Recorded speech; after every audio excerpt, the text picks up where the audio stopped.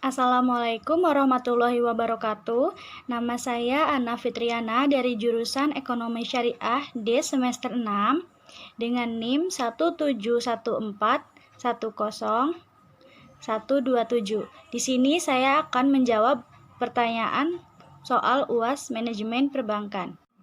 Untuk nomor 1, di sini saya akan menjelaskan prinsip penilaian pemberian kredit dengan prinsip 5C dan 7P dan studi kelayakan pemberian kredit.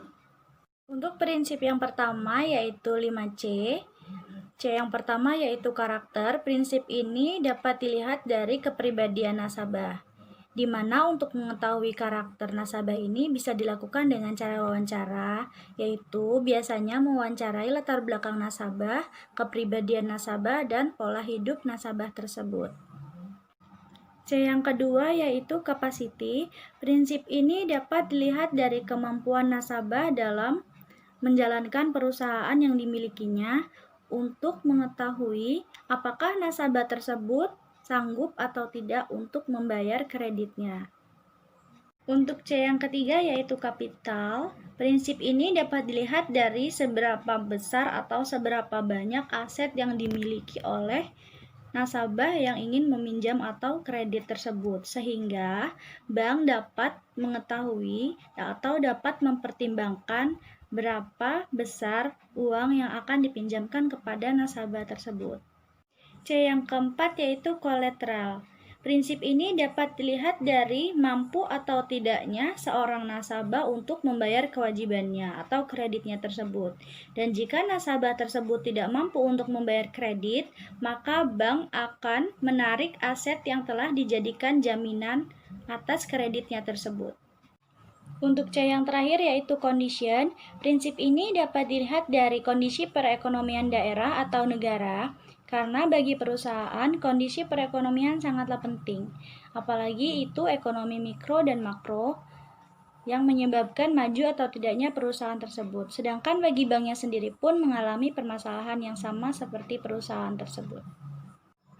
Prinsip yang selanjutnya yaitu prinsip 7P. Untuk P yang pertama yaitu personality. Personality yaitu kepribadian dari si peminjam. Hampir sama dengan strategi 5C yaitu yang karakter.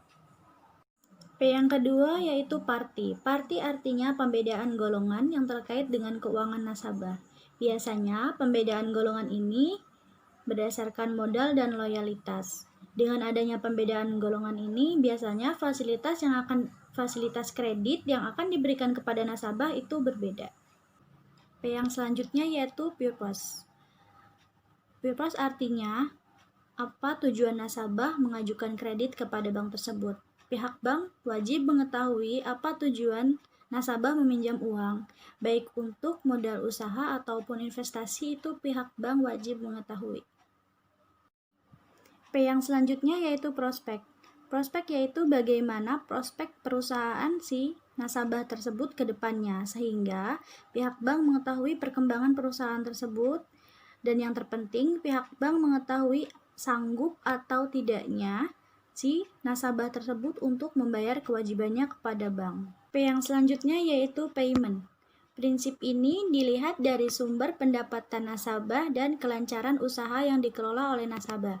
Dengan begitu, pihak bank dapat mengetahui apakah nasabah tersebut bisa membayar kewajibannya atau tidak. P yang selanjutnya yaitu profitability. Prinsip ini dilihat dari seberapa besar profit atau keuntungan yang didapat oleh perusahaan si nasabah tersebut. P yang terakhir yaitu protection. Prinsip ini mengacu pada jaminan yang akan diberikan oleh calon nasabah. Misalnya jaminan aset rumah, tapi dapat juga jaminan berupa asuransi yang dimiliki oleh nasabah tersebut.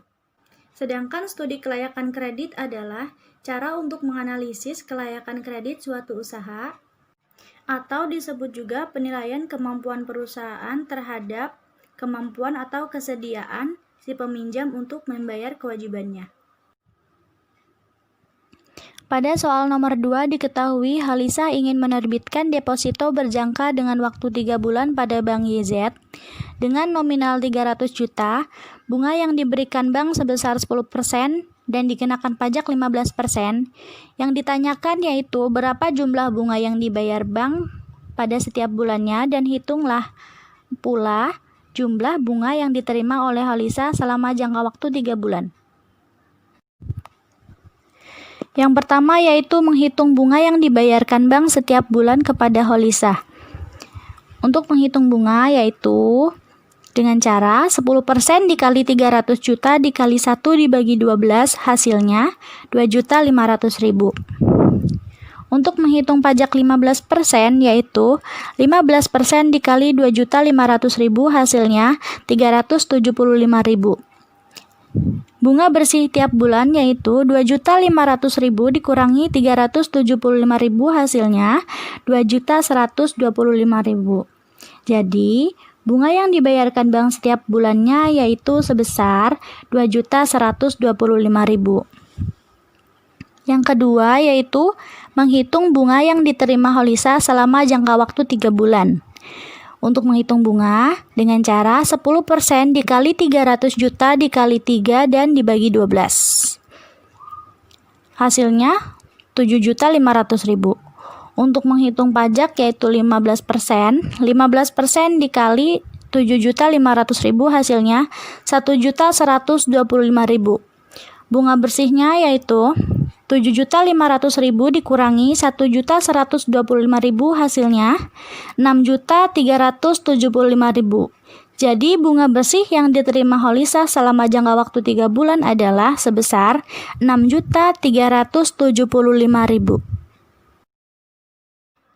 Untuk jawaban soal nomor 3, saya akan menjelaskan tujuan umum manajemen perbankan dan konsep-konsep pemasaran pada bank. Tujuan umum manajemen pemasaran yang pertama yaitu memaksimumkan konsumsi sehingga dapat menarik minat nasabah untuk membeli dan menggunakan produk yang ditawarkan oleh bank tersebut.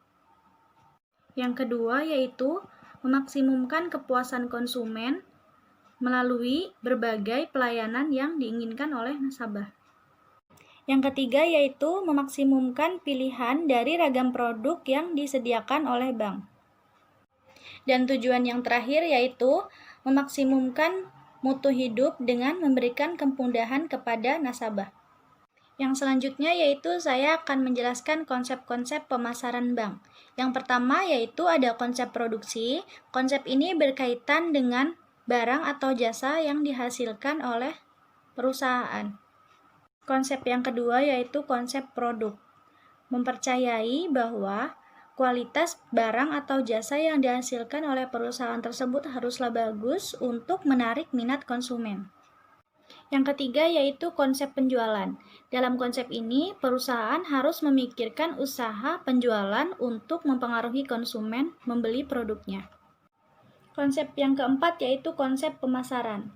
Dalam konsep ini, perusahaan menganggap bahwa kepuasan konsumen adalah segalanya, sehingga barang atau jasa yang dihasilkan harus sesuai dengan kebutuhan konsumen. Dan yang kelima yaitu konsep pemasaran sosial. Konsep ini bukan hanya memperhatikan pada kepuasan konsumen semata, tetapi juga memperhatikan manfaat bagi orang lain. Contohnya, suatu perusahaan itu memproduksi motor yang bahan bakarnya rendah, tapi menimbulkan polusi. Sekian penjelasan dari saya mengenai jawaban soal UAS Manajemen Perbankan. Semoga bermanfaat untuk saya dan untuk yang menonton. Terima kasih. Wassalamualaikum warahmatullahi wabarakatuh.